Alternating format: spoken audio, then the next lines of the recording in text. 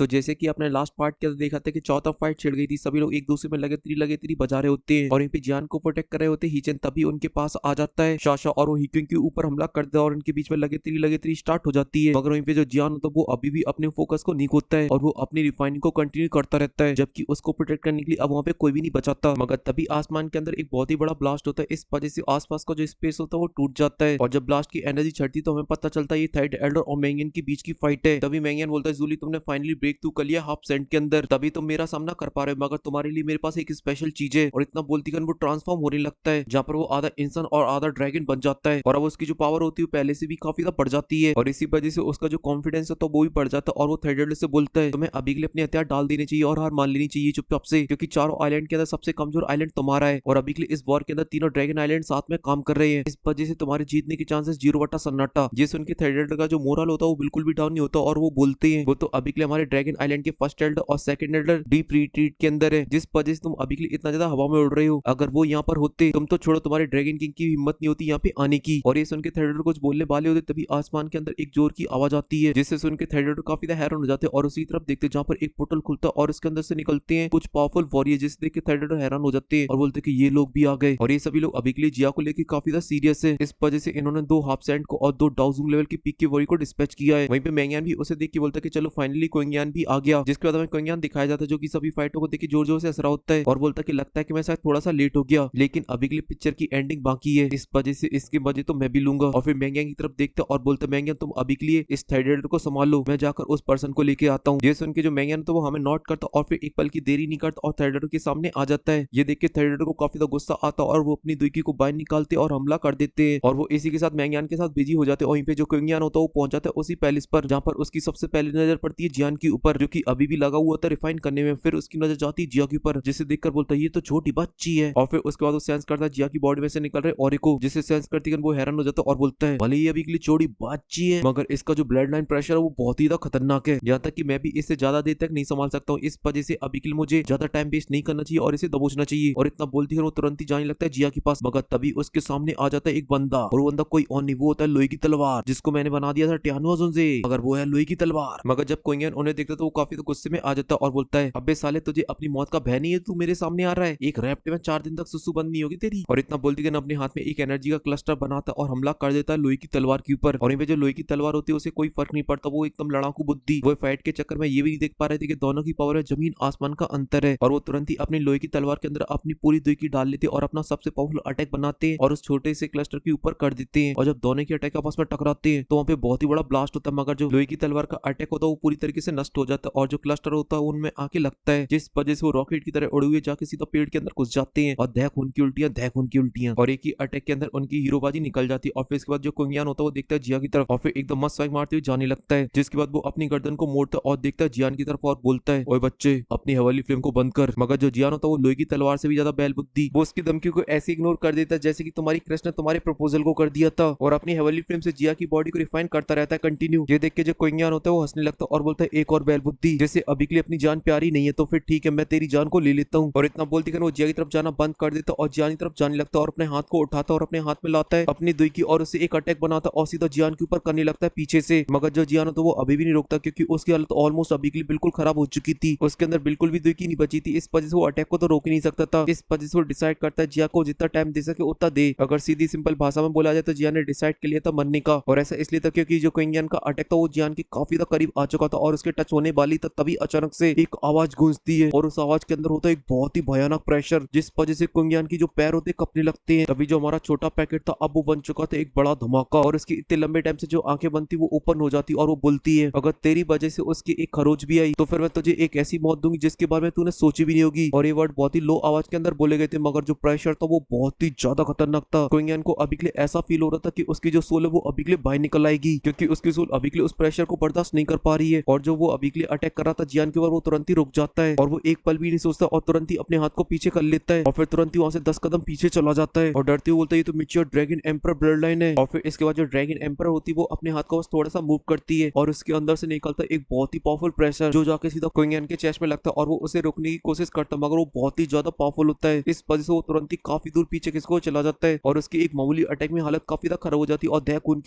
उनकी उल्टियां और साथ ही ड्रैगन आइलैंड के अंदर जितनी फाइटें चल रही थी वो एकदम से रुक जाती होती है और सभी की नजरें उसी पैलेस की तरफ होती है। वहीं पे जो मैंगियन का खून होता है वो एकदम खौलने लगता है और उसकी सोल के ऊपर एक ऐसा प्रेशर पड़ रहा होता है जिसे वो बहुत ही मुश्किल से कंट्रोल कर पा रहा था। उसे अभी के लिए ऐसा फील होता है कि तुरंत ही घुटनों के बल बैठ जाए और ऐसा उसके साथ नहीं बल्कि वहाँ पे जितने भी वॉरियर थे वो किसी भी आइलैंड के हो सबके साथ हो रहा था। और वहीं पे ये सब देख के जो थाईडेड होते हैं उनकी तो खुशी का कोई भी ठिकाना नहीं होता और बोलते हैं फाइनली ड्रैगन एम्पायर अवेकन हो गए, क्योंकि अभी के लिए जो ऑरा फैल रखा है वो ट्रू एम्पायर ब्लड लाइन का है। तभी जियान और जिया जिस पैलेस के अंदर होते तभी उसके अंदर से निकलता है एक बहुत ही पावरफुल लाइटिंग पिलर जो कि सीधा जाके आसमान से टकराता है और उसके चारों तरफ घूम रहा होता है एक ड्रैगन और एक फिनिक्स। और ये सीन देखने में काफी खतरनाक लग रहा था। वहाँ पे जितने भी लोग थे सभी के सभी हैरान थे उसे देखकर। और फिर धीरे धीरे करके जो लाइट होती कम होने लगती और फिर उसके बाद आसमान में दिखाया जाता है एक फिगर जिसके लंबे लंबे बाल होते और उसने पर्पल कलर की ड्रेस पहन रखी होती है और उसके सर की पे होता है क्राउन जो कि पुरानी बर्ड की जैसे काफी ज्यादा सुंदर लग रही होती है। तभी वो अपनी आंखें खोलती है जिसके अंदर से निकलता है गोल्डन ऑरा जो कि काफी ज्यादा मिस्टीरियस लग रहा होता है। और साथ ही एक और चीज खतरनाक लग रही थी वो थे जिया की न्यू विंग्स जिनके अंदर से भी एक बहुत ही पावरफुल ऑरा फील हो रहा था जो कि ड्रैगन का नहीं किसी और ही मैजिकल बीस्ट का था। और उस ऑरे को थाईडेड तुरंत ही पहचान जाते और बोलते हैं ये तो एंशिएंट हेवन फिनिक्स विंग्स हैं और जो बॉडी वो एंशिएंट व्हाइट ड्रैगन की है। क्या ही कमाल की पावर है। और फिर इसके बाद वो एक पल की देरी नहीं करते और तुरंत ही अपने घुटनों के बल बैठ जाते और बोलते हैं सभी ड्रैगन वॉरियर सर को झुकाएं और घुटनों के बल बैठ जाएं और स्वागत करें अपने न्यू ड्रैगन एम्पायर का। ये सुन के ईस्टर्न ड्रैगन आइलैंड के जितने भी वॉरियर होते हैं सभी के सभी काफी ज्यादा खुश हो जाते हैं और तुरंत ही अपने घुटनों को बैंड करते और जिया के सामने सर झुका के खड़े हो जाते हैं एकदम फुल इज्जत में। मगर जो मैनियन और बाकी के वॉरियर होते वो नहीं करते ऐसा, जबकि वो जिया के ऑरे को सेंस कर पा रहे थे जो कि एक ट्रू एम्पायर का था और वही उनका करता धरता है। मगर उन्होंने अपनी जो रॉयल्टी है वो दे रखी है अपने ड्रैगन किंग को, इस वजह से वो जिया के सामने नहीं झुकते हैं। और ये बात बुरी लग जाती है किंग को, इस वजह से वो गुस्से से चिल्लाती हुई बोलते हैं मैनियन और सासा तुम अभी के लिए पागल हो गए क्या? तुम अभी के लिए ड्रैगन एम्पायर के सामने नहीं झुक रहे सम्मान में जो कि ट्रू रूलर है पूरे एंशिएंट व्हाइट ड्रैगन के। अब ये सुन के जो मैनियन और सासा झुकेंगे जिया के सामने कि नहीं झुकेंगे इसका जवाब तो आप लोगों को नेक्स्ट पार्ट के अंदर पता चलेगा, क्योंकि ये जो एपिसोड हो यहीं पे खत्म हो जाएगा। और जैसा कि अब एपिसोड खत्म हो चुका है और वीडियो अभी भी काफी ज्यादा छोटी है इस वजह से चलो थोड़ी सी फालतू की बकवास कर लेते हैं। जैसा कि आप लोगों को ब्लड लाइन को लेकर काफी ज्यादा सवाल है तो पहले समझ लेते हैं ब्लड लाइन होती क्या है। इसको अगर सीधी सिंपल भाषा में बोला तो इसे बोल सकते हो अपने पूर्वजों के जेनेटिक्स तुम्हारी बॉडी के अंदर आ जाना। जैसे कि जो कैरिबियन लोग होते हैं एकदम हट्टे कट्टे होते हैं मतलब वेस्ट इंडीज लोग क्योंकि उनके जेनेटिक्स स्ट्रॉन्ग है, ऐसा ही कुछ ब्लड लाइन के अंदर भी होता है। और इनमें बात किया है सबसे पावरफुल स्ट्रॉन्ग ब्लड लाइन की तो वो अभी के लिए डूडी ब्लड लाइन है जो कि जियान की है, यूनर की है, हैनक्लेन की है। और जब जियान गॉड बन जाता है तो उसकी जो ब्लड लाइन होती है पूरी अवेकन हो जाती है उसके फैमिली मेंबरों में। और इसी वजह से जियान ने जो मिक्स वेज बनाई थी मतलब उसकी बेटी ज्यादा तो उसकी भी ब्लड लाइन अवेकन हो जाती है और उसके पास होती है दो ब्लड लाइन, एक मेडुसा ब्लड लाइन और एक डूडी ब्लड लाइन। और इन दोनों से जो कंबाइंड ब्लड लाइन बनती है वो बहुत ही ज्यादा स्ट्रॉन्ग होती है, यहाँ तक कि एक छोटी बच्ची पहुंच जाती है सीधा डाउजोंग की ईट स्टार पर, जबकि उस टाइम सिर्फ जियान गॉड बनाता। और जब क्यून मेडुसा गॉड बनेगी तो उसकी जो ब्लड लाइन है वो भी स्ट्रॉन्ग हो जाएगी। और तब जाओ कितनी ज्यादा स्ट्रॉन्ग हो जाएगी उसका इस बात से आइडिया लगा सकते हो कि वो अपने भैया को लेकर डूडी कोर्ने से बाहर निकल जाएगी। अब आ जाते मैजिकल बीस्ट के अंदर सबसे पावरफुल ब्लड लाइन कौन सी है, जिनमें से टॉप 2 छाटना कोई बड़ी बात नहीं है। उनमें से एक आती है मेडुसा ब्लड लाइन और दूसरी आती है जिया की ड्रैगन ब्लड लाइन। मगर इन दोनों में से कौन सा ज्यादा पावरफुल है ये थोड़ा सा कंफ्यूजिंग है क्योंकि दोनों के बीच में काफी ज्यादा भाईचारा है। बस जिया ने एक बार बोला था जो काइलिंग सिस्टर के पास जो ब्लड लाइन है वो एक प्योर हेवन ब्लड लाइन है जिसको कोई भी सप्रेस नहीं कर सकता है। और यहीं पे मैं अपने ओपिनियन की बात करूँ तो मुझे ऐसा लगता है जो मेडुसा ब्लड लाइन है वो ज्यादा स्ट्रॉन्ग है ड्रैगन ब्लड लाइन से। और ऐसा मैं क्यों बोल रहा हूँ वो आप लोग मुझे कमेंट के अंदर बताना। और अगर आप लोगों को लगता है कि ड्रैगन ब्लड लाइन ज्यादा पावरफुल है तो आप लोग वो भी मुझे कमेंट के अंदर बताना। मगर मुझे इतना जरूर पता है कि जाओ को छोड़ के किसी को ज्यादा फायदा नहीं होता है। किसी की ब्लड लाइन डाउजोंग तक काम आती है, किसी की डाउजोंग तक काम आती है और कुछ लोगों की ब्लड लाइन डाउशेंग तक भी काम आ जाती है, इससे ऊपर कोई नहीं जाता। हाँ अगर आप लोग वीडियो को लाइक कर सकते हो कमेंट कर सकते हो तो शायद मेरी वीडियो भी आगे चली जाए, इसलिए वीडियो को लाइक करे कमेंट करे और साथ ही चैनल को भी सब्सक्राइब कर ले। मैं मिलता हूँ आपसे नेक्स्ट वीडियो में, तब तक के लिए मेरे बड़े पैकेट की तरफ से आप लोगों को गीली गीली पप्पी।